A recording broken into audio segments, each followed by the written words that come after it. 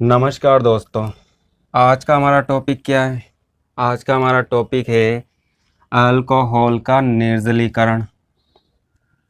क्या आप जानते हो निर्जलीकरण और निर्जलीकारक किसे कहते हैं? निम्न अभिक्रिया का उत्पाद बताइए। क्या आप बता सकते हो इस अभिक्रिया में प्राप्त उत्पाद का आईयूपीएसी नाम क्या होगा? अल्फा बीटा कार्बन क्या होता है? सेट का नियम क्या है? इन सभी बातों को समझना चाहते हो तो इस वीडियो को ध्यान से देखना।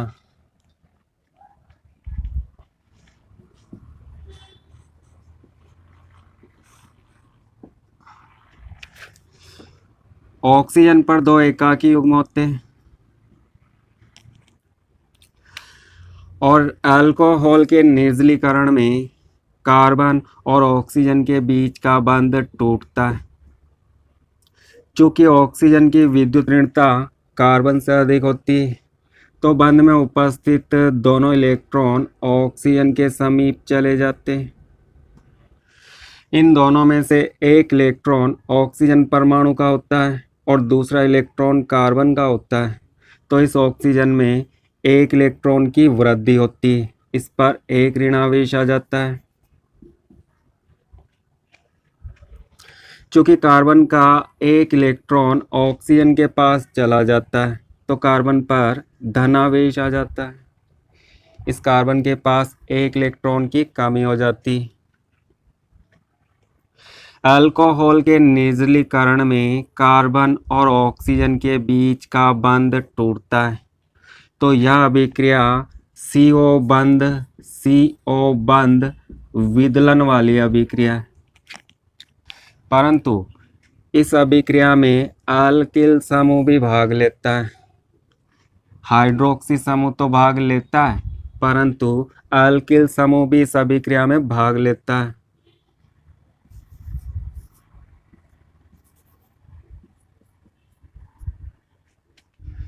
जिस कार्बन के साथ क्रियात्मक समूह जुड़ा होता है उस कार्बन को अल्फा कार्बन बोलते हैं और अल्फा कार्बन के जस्ट समीप वाला कार्बन, बगल वाला कार्बन बीटा कार्बन कहलाता है। इस अल्फा कार्बन से हाइड्रोक्सी समूह अलग होता है और बीटा कार्बन से एक हाइड्रोजन परमाणु अलग होता है। इस बीटा कार्बन से यह कार्बन अल्फा कार्बन है और यह बीटा कार्बन है। तो अल्फा कार्बन से OH समूह को हम अलग करते हैं और बीटा कार्बन से हाइड्रोजन को अलग करते हैं। ये दोनों मिलकर जल का अणु बनाते हैं। किसी भी पदार्थ से जल के अणु का बाहर निकलना निर्जलीकरण कहलाता है। नी फॉर निकला और जली फॉर जल। अंग्रेजी में इसे डिहाइड्रेशन कहा जाता है।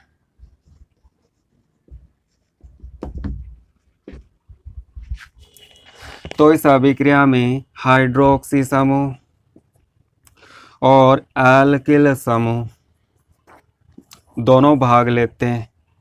यह अभिक्रिया इन दोनों समूह की अभिक्रिया है और इस अभिक्रिया में CO बंध का विदलन होता है।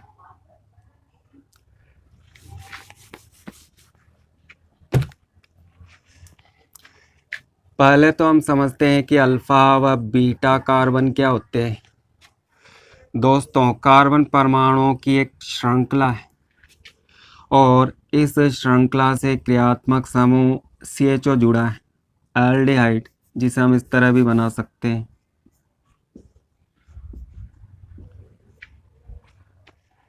या इस कार्बन की श्रृंखला से कोई अन्य क्रियात्मक समूह अल्कोहल जुड़ा है या इसके साथ हेलोजन जुड़ा है। और ऐसा भी हो सकता है कि क्रियात्मक समूह डबल बॉन्ड है। तो बात को ध्यान से समझना। क्रियात्मक समूह में कार्बन भी हो सकता है और क्रियात्मक समूह में कार्बन नहीं भी हो सकता है। एल्डिहाइड में कार्बन होता है, कीटोन में कार्बन होता है, परंतु अल्कोहल, हैलोजन इनमें कार्बन नहीं होता है। यह क्रियात्मक समूह सीधे इस कार्बन से जुड़ा है। आप इस कार्बन की बात नहीं करोगे, यह कार्बन क्रियात्मक समूह का कार्बन है, तो हम इसकी बात नहीं करेंगे। यह पूरा समूह क्रियात्मक समूह है। तो क्रियात्मक समूह किस कार्बन से जुड़ा है? इस कार्बन से जुड़ा है, तो इस कार्बन को अल्फा कार्बन बोलेंगे। और इसके समीप वाला यह कार्बन बीटा कार्बन कहलाता है। बीटा कार्बन के समीप वाला कार्बन गामा कार्बन कहलाता है।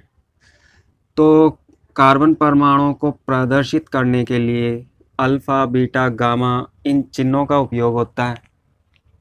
इसमें देखो, क्रियात्मक समूह, हाइड्रोक्सी क्रियात्मक समूह सीधे इस कार्बन से जुड़ा है, तो यह अल्फा कार्बन होगा और यह बीटा कार्बन होगा। आगे यह गामा कार्बन होगा। हैलोजन इस कार्बन से जुड़ा है, तो यह अल्फा कार्बन है, यह बीटा कार्बन है, यह गामा कार्बन है। यहाँ पर दो कार्बन परमाणु डबल बॉन्ड बनाते हैं, तो यह पूरा क्रियात्मक समूह है। तो इस क्रियात्मक समूह से इधर एक कार्बन जुड़ा है, यह अल्फा कार्बन होगा, और इसी क्रियात्मक समूह के साथ एक और कार्बन जुड़ा होता है, तो यह भी अल्फा कार्बन होगा। और यदि इधर एक और कार्बन बनाते हैं तो यह बीटा कार्बन हो जाएगा, और इसी तरह इधर भी हम कार्बन बनाते हैं तो यह बीटा कार्बन होगा।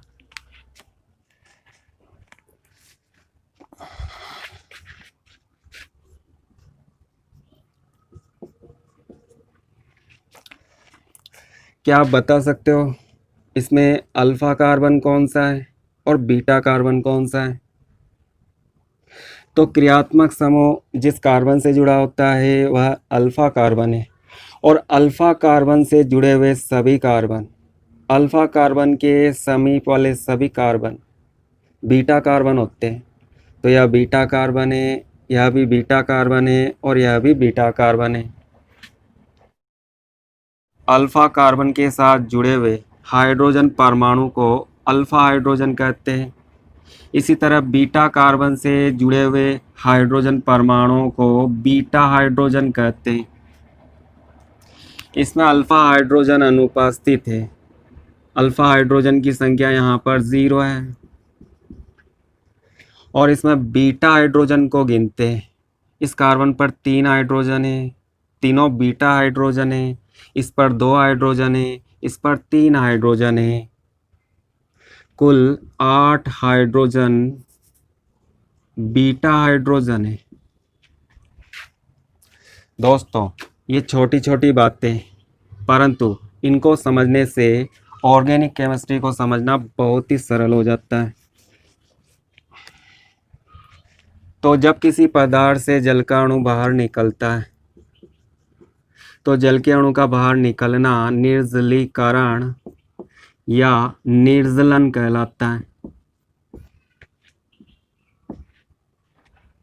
अल्कोहल का निर्जलीकरण करते हैं। निर्जलीकरण करने के लिए हमें उत्प्रेरक की आवश्यकता होती है। सांद्र H2SO4 या H3PO4, सल्फ्यूरिक अम्ल और फॉस्फोरिक अम्ल, इनका उपयोग उत्प्रेरक के रूप में करते हैं। अल्कोहल में से जल के अणु को बाहर निकालते हैं। जल के अणु का बाहर निकलना निर्जलीकरण कहलाता है, और निर्जलीकरण करने वाले इन पदार्थों को निर्जलीकारक कहते हैं। तो इस अभिक्रिया में सांद्र H2SO4 और H3PO4 निर्जलीकारक होते हैं। जब अल्कोहल को सांद्र H2SO4 के साथ गर्म करते हैं तो भिन्न भिन्न तापमान पर भिन्न भिन्न उत्पाद बनते हैं। जब तापमान 433 से 443 केल्विन इस ताप परास में होता है, इस ताप की रेंज में होता है, यहाँ से यहाँ तक इन दोनों के बीच कितना भी तापमान हो सकता है, तो उस तापमान पर एल्कीन बनती है। जैसे आप यहाँ पर ले सकते हो 440 केल्विन तापमान, तो एल्कीन का निर्माण होगा। 430 केल्विन तापमान, तो एल्कीन का निर्माण होगा। परंतु जब तापमान 413 केल्विन होता है, इस तापमान से कम तापमान होता है, तो कम तापमान पर ईथर बनता है। ईथर के निर्माण में अल्कोहल के 2 अणु भाग लेते हैं। अल्कोहल का पहला अणु और अल्कोहल का दूसरा अणु। तापमान 413 केल्विन। इसमें भी जल का अणु बाहर निकलता है, परंतु अल्कोहल के 2 अणु भाग लेते हैं। एक अणु का OH और दूसरे अणु का H मिलकर जल का अणु बनाते हैं। जल का अणु बाहर निकल जाता है और OCH3 के साथ जुड़कर ईथर बनाता है। जल का अणु बाहर निकल जाता है। परंतु जब तापमान इतना होता है, तो अभिक्रिया में अल्कोहल का एक अणु भाग लेता है और वह अणु 1 डिग्री अल्कोहल होता है। इस कार्बन की कोई डिग्री नहीं होती है। इस अल्कोहल का निर्जलीकरण नहीं होता है। परंतु जब 1 डिग्री अल्कोहल होता है, जैसे एथेनॉल, तो यहाँ पर इस कार्बन की डिग्री कितनी होती है? 1। तो यह 1 डिग्री अल्कोहल है। और तापमान कितना होता है? तापमान इस रेंज में होता है, 433 से 443 केल्विन। इस तापमान पर अल्कोहल का निर्जलीकरण होता है और निर्जलीकरण में अल्कोहल का एक अणु भाग लेता है। अल्फा कार्बन से OH और बीटा कार्बन से एक हाइड्रोजन परमाणु अलग हो जाता है।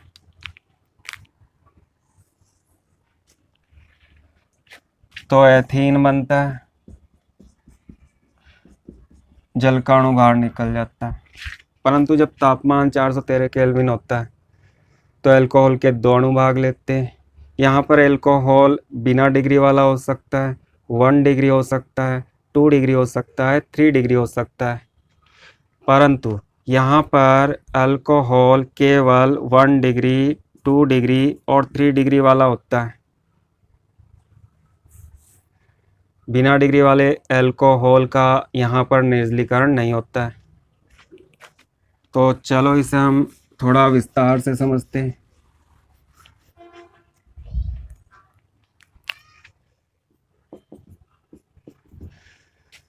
वन डिग्री अल्कोहल और इसका हम निर्जलीकरण करते हैं। तापमान 433 केल्विन से 443 केल्विन और अभिक्रिया होती है सांद्र सल्फ्यूरिक अम्ल की उपस्थिति में, या इसके स्थान पर हम फॉस्फोरिक अम्ल भी ले सकते हैं। दोनों निर्जलीकारक हैं। तो आपको क्या ध्यान रखना है? वह कार्बन जिसके साथ क्रियात्मक समूह जुड़ा होता है वह अल्फा कार्बन होता है। अल्फा कार्बन के जस्ट समीप वाला कार्बन या बगल वाला कार्बन बीटा कार्बन होता है। अल्फा कार्बन से इस हाइड्रोक्सी समूह को अलग करते हैं और बीटा कार्बन से इन तीनों में से किसी एक हाइड्रोजन को अलग करते हैं। इन तीनों में से किसी भी एक हाइड्रोजन को अलग करना है। आप चाहे तो इसे ऐसे प्रदर्शित कर सकते हो, इससे समझना थोड़ा आसान हो जाता है। OH को हम नीचे प्रदर्शित कर देते हैं और हाइड्रोजन को इस साइड पर। तो देखो, alpha carbon beta carbon, alpha carbon से OH और बीटा कार्बन से H को अलग करते हैं तो क्या बनता है? जल का अणु बनता है जो अलग हो जाता है। और इन दोनों कार्बन के बीच यहाँ पर डबल बॉन्ड बनता है। क्यों बनता है? क्या कारण है कि दोनों कार्बन के बीच डबल बॉन्ड बन जाता है?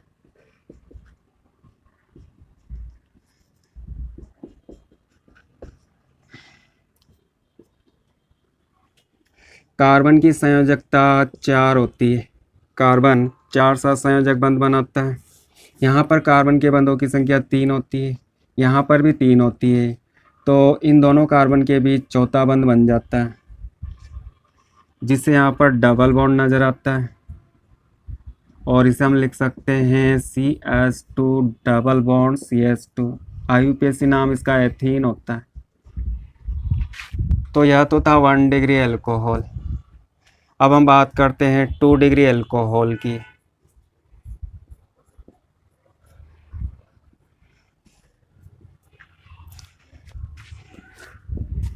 सांद्र H2SO4,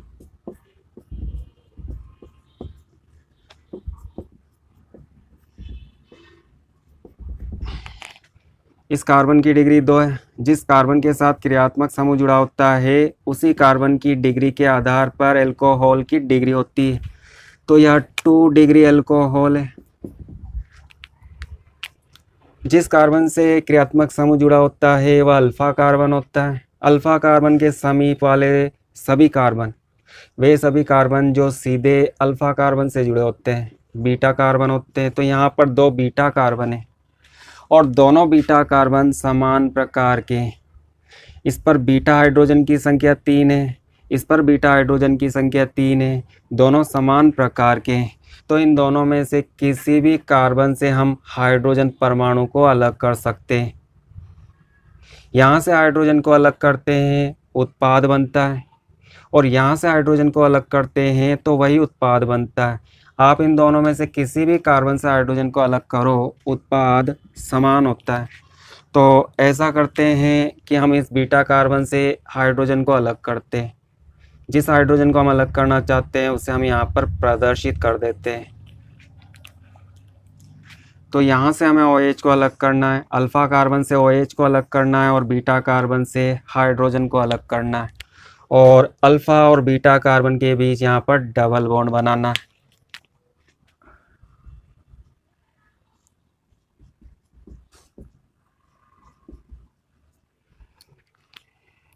अल्फा और बीटा कार्बन, इन दोनों के बीच यहाँ पर हम डबल बॉन्ड बना देते हैं, और आप इसे मोड़ कर इधर लिख सकते हो, सीधा कर सकते हो।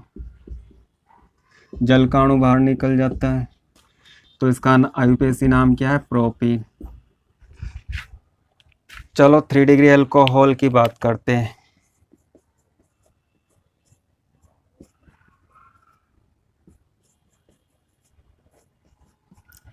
इस कार्बन की डिग्री 3 है, तो यह 3 डिग्री अल्कोहल है। यह अल्फा कार्बन है और अल्फा कार्बन के साथ 3 बीटा कार्बन जुड़े होते हैं। और यहाँ पर आप ध्यान से देखो तो इस कार्बन पर 3 हाइड्रोजन है, इस पर भी 3 हाइड्रोजन है, इस पर भी 3 हाइड्रोजन है। तीनों बीटा कार्बन समान प्रकार के हैं।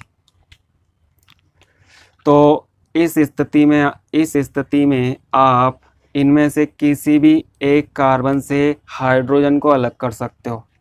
आप चाहे इस कार्बन को ले सकते हो, इसे ले सकते हो, या इस कार्बन से हाइड्रोजन को अलग कर सकते हो।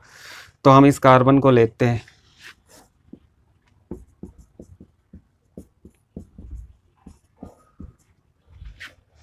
इस कार्बन से एक हाइड्रोजन को हमें अलग करना है, तो उस हाइड्रोजन को हम प्रदर्शित कर देते हैं। यहाँ से OH और यहाँ से H को अलग कर देते हैं। तो H और OH मिलकर जल का अणु बनाते हैं जो बाहर निकल जाता है, और इन दोनों कार्बन के बीच यहाँ पर डबल बॉन्ड बनता है, और इस तरह से एल्कीन का निर्माण होता है। इसे हम सीधा कर देते हैं। 1 2 3 3 कार्बन, डबल बॉन्ड, प्रोपीन, और इस प्रोपीन के दूसरे कार्बन पर शाखा होती है, मैथिल। शाखा का नाम आगे लिखते हैं, मुख्य नाम से आगे लिखते हैं शाखा का नाम। दूसरे कार्बन पर है तो शाखा की स्थिति को लिखते हैं 2 मैथिल प्रोपीन, इसका IUPAC नाम है। अगर आप यहाँ पर इस कार्बन को नहीं चुनते हो,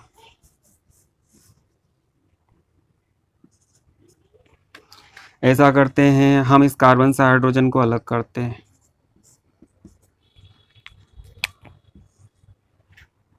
तो इन दोनों कार्बन के बीच डबल बॉन्ड बनता है।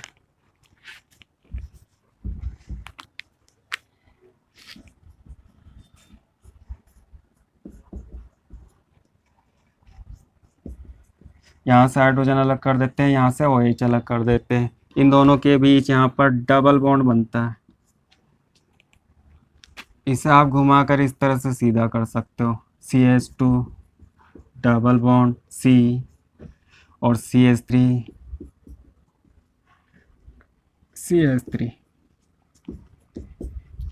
तो आप देख सकते हो 2 मेथिल प्रोपीन बनता है। मतलब जब बीटा कार्बन समान प्रकार के होते हैं तो किसी भी कार्बन से आप हाइड्रोजन को अलग करते हो तो उत्पाद में कोई अंतर नहीं आता, उत्पाद समान होता है।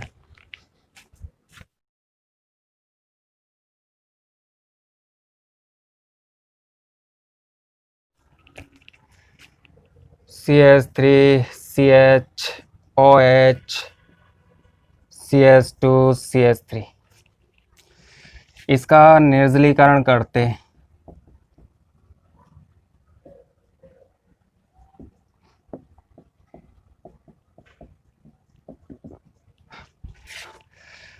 तो इस उदाहरण में 2 प्रकार के उत्पाद बन सकते हैं। वह कार्बन जिसके साथ हाइड्रोक्सी समूह जुड़ा होता है अल्फा कार्बन, और अल्फा कार्बन के समीप वाले कार्बन बीटा कार्बन होते हैं। दोनों बीटा कार्बन भिन्न प्रकार के होते हैं। यहाँ पर बीटा कार्बन की डिग्री 1 होती है और इस बीटा कार्बन की डिग्री 2 होती है। यह कार्बन समीप के 2 कार्बन से जुड़ा होता है, यह कार्बन समीप के 1 कार्बन से जुड़ा होता है। दोनों बीटा कार्बन भिन्न प्रकार के होते हैं तो प्राप्त एल्कीन भी भिन्न भिन्न प्रकार की होती है। परंतु यदि ऐसा होता दोनों बीटा कार्बन समान प्रकार के होते हैं तो प्राप्त उत्पाद समान प्रकार के होते हैं। अल्फा कार्बन से OH को अलग करते हैं और इन दोनों में से हम इस कार्बन को लेते हैं। इस बीटा कार्बन से एक हाइड्रोजन को अलग कर देते हैं और इन दोनों के बीच हम डबल बॉन्ड बना देते हैं तो प्रोपीन बनता है। ऐसा करते हैं, अल्फा कार्बन से OH और इस बीटा कार्बन से हाइड्रोजन को अलग करते हैं तो इन दोनों कार्बन के बीच डबल बॉन्ड बनता है और ये दोनों उत्पाद समान उत्पाद हैं। इसी अणु को हम उल्टा कर देते हैं तो यह अणु नजर आता है तो दोनों उत्पाद समान प्रकार के होते हैं, मतलब एक ही उत्पाद बनता है। परंतु जब बीटा कार्बन भिन्न भिन्न प्रकार के होते हैं तो प्राप्त एल्कीन भिन्न भिन्न प्रकार की होती है। जब हम इस कार्बन का उपयोग करते हैं, इस कार्बन से एक हाइड्रोजन को अलग करते हैं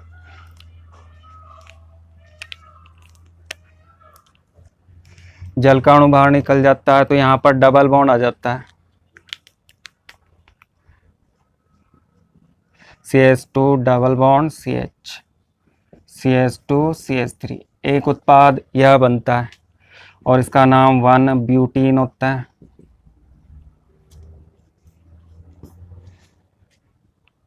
अब हम ऐसा करते हैं, इस कार्बन से हाइड्रोजन को अलग करते हैं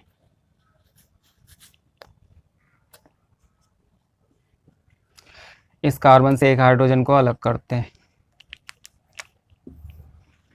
और जल का अणु बाहर निकालते हैं तो प्राप्त उत्पाद क्या होगा, CH3 CH इन दोनों के बीच यहाँ पर डबल बॉन्ड बनता है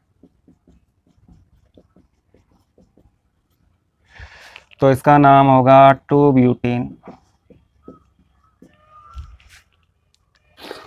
भिन्न भिन्न प्रकार के एल्कीन बनते हैं परंतु इनमें से मुख्य उत्पाद कौन सा होता है, वह उत्पाद जो अधिक मात्रा में प्राप्त होता है वह मुख्य उत्पाद होता है।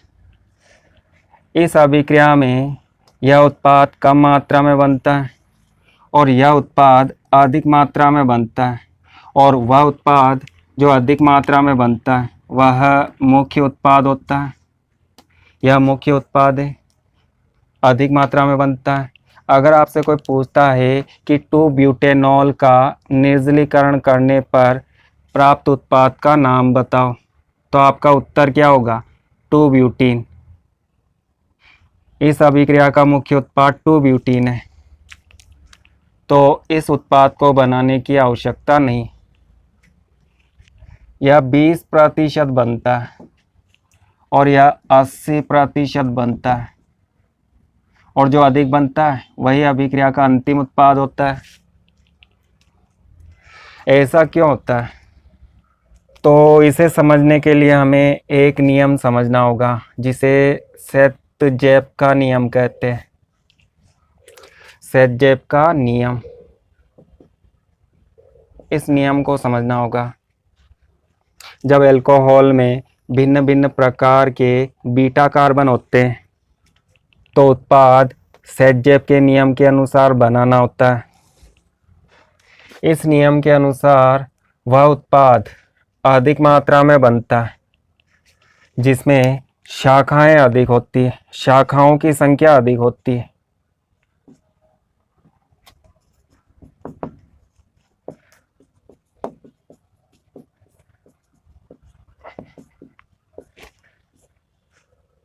शाखाओं की संख्या अधिक होने का क्या मतलब है? मतलब एल्किल समूह की संख्या अधिक होती है। वह एल्कीन अधिक मात्रा में बनती है जिसमें एल्किल समूह की संख्या अधिक होती है।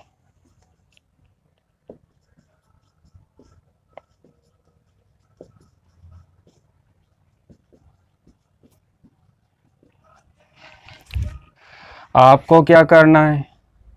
दोनों उत्पाद बनाकर देखना है और चेक करना है कि डबल बॉन्ड बनाने वाले दोनों कार्बन पर शाखाओं की संख्या कितनी है, एल्किल समूह की संख्या कितनी है। डबल बॉन्ड बनाने वाले इन दोनों कार्बन पर आपको चेक करना है। तो इस कार्बन पर इधर कोई शाखा नहीं है, परंतु इस कार्बन पर इधर शाखा है।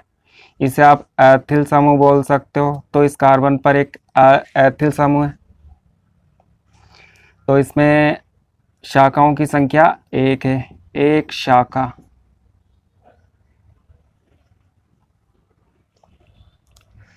इसमें चेक करते हैं। डबल बॉन्ड बनाने वाले दोनों कार्बन पर शाखाओं की संख्या को चेक करते हैं। इस कार्बन पर मेथिल समूह शाखा के रूप में और इसी तरह इस दूसरे कार्बन पर मेथिल समूह शाखा के रूप में। तो यहाँ पर शाखाओं की संख्या 2 है।